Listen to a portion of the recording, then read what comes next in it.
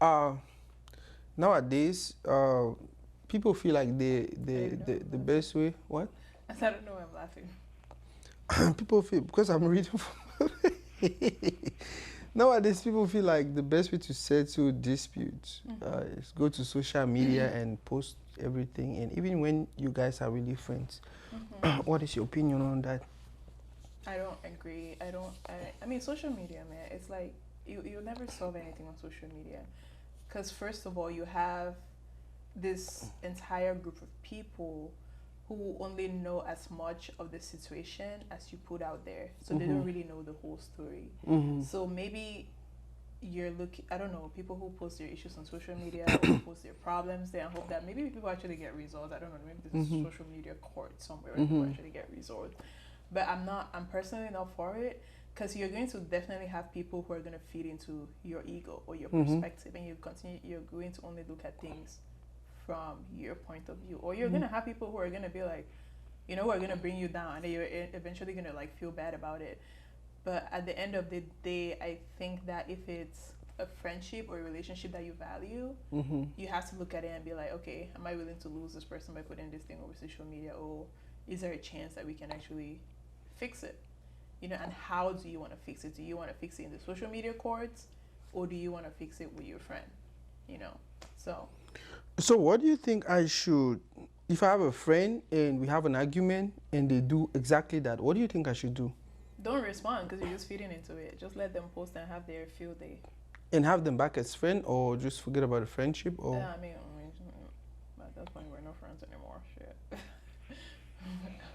I mean, at that point, right? But again, people get over stuff. So maybe there'll come a time when you get over whatever it is that a person posted about you on social media, and then you can figure out how to rebuild that relationship. But they're probably gonna have to apologize to you on social media too if they had to take you all the way to social media. So I sometimes I even wonder why people go to that extent. Like, what makes you feel like, oh, that's where I need to go and put out America this? is a lonely place. Sometimes some people don't have anybody to listen to, and that's their outlet. That's just facts.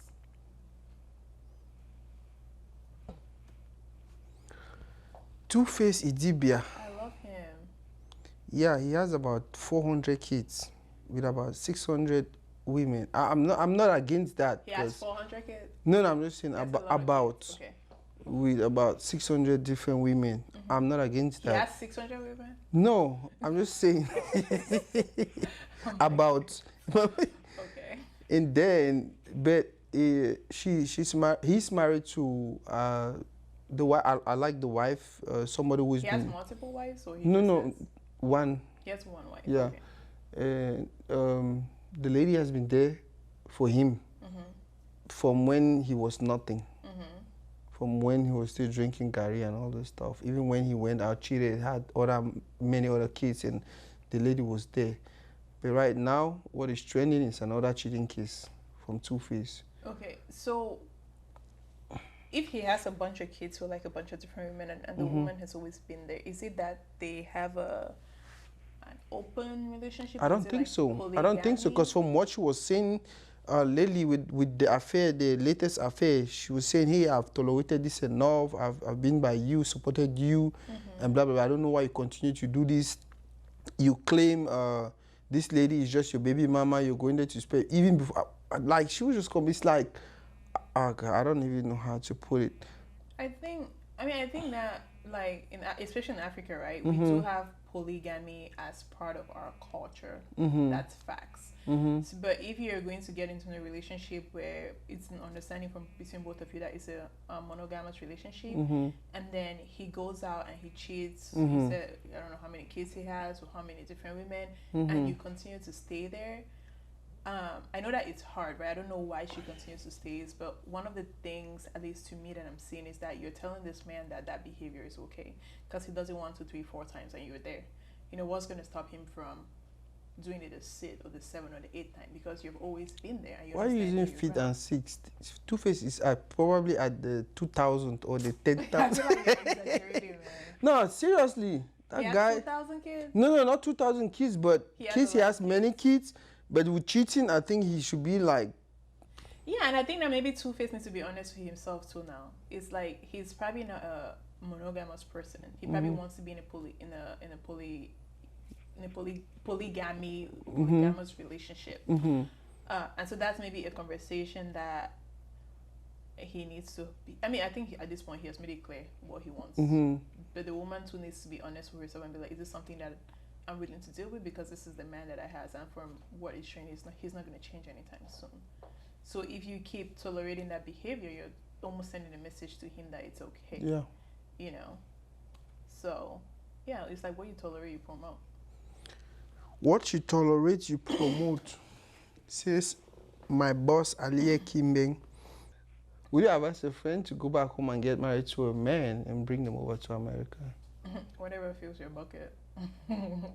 I've always said that when it comes to love, when it comes to relationships and things like that, I give advice, I don't expect you to take it, or I just stay out of it, right? Because at the end of the day, I strongly believe that there's something that love does to your brain, that it doesn't matter what anybody tells you, you're still going to do whatever you want to do. So if you feel like you found your person back home and you want to get married to them and bring them here, hell yeah, go ahead and do it.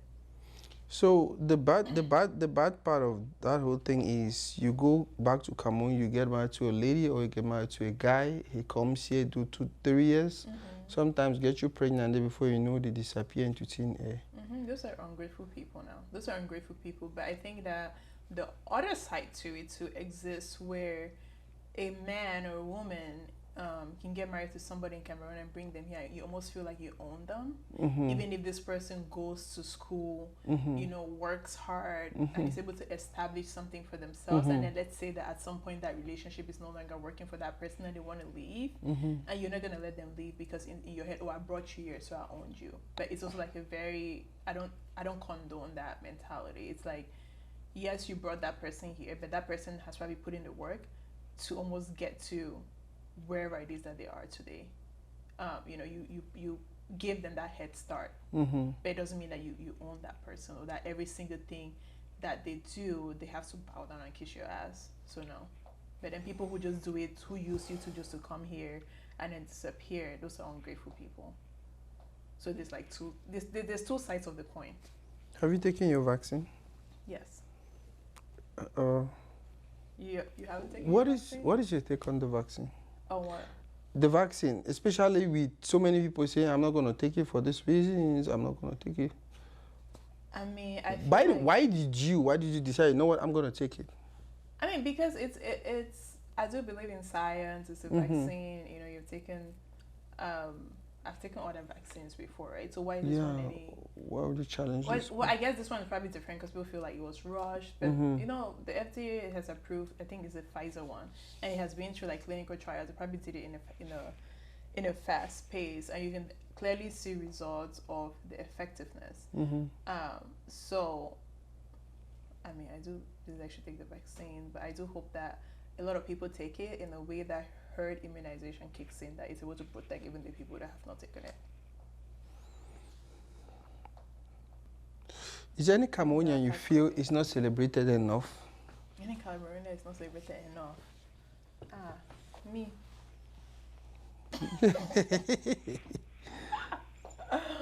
Any Cameroonian is not celebrated enough?